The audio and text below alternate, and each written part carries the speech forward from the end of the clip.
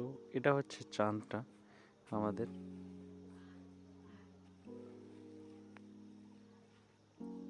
তো বন্ধুরা সবাই কেমন আছো?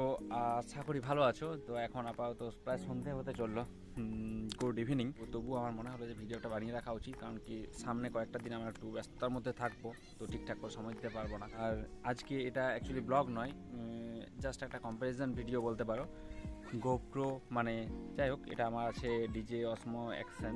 তো এটা আর ডিএসএলআর অ্যাকচুয়ালি ব্লগ করাতে দুটোর মধ্যে কী কম্প্যারিজন হতে পারে সেটা নিয়ে জাস্ট ছোট্ট একটা ভিডিও। এটা হচ্ছে খুব কম ওয়েটের আর ছোট্ট ক্যামেরা, যেখানে খুশি নিয়ে যাওয়া যায় ছোট জায়গাতে। মানে পকেটে সুন্দর করে গুঁজে নিলেই পকেটের মধ্যে চলে যাবে, গলির মধ্যেও যাওয়া যায়, বাইকেও ইউজ করা যায়। ভিডিও কোয়ালিটিও মোটামুটি ভালোই আসে, আর এর রক স্টাডি মোডটা দারুণ কাজ করে, কোনো গিম্বল টিম্বলের প্রয়োজন হয় না।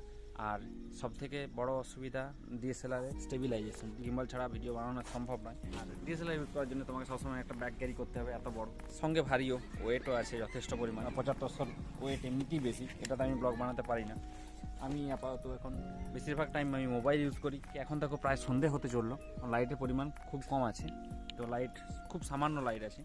তো এই মুহূর্তে যদি আমি এখন এটাকে ইউজ করি, তো দেখতেই পাচ্ছ লাইট এখানে একদমই কম আছে বলে এখন কি অবস্থা, মানে পুরো মাঝামাঝি চলে আসছে, আর লাইটের পরিমাণও অনেক কম, বোঝাই যাচ্ছে না যে ভিডিও হচ্ছে না হয়নি।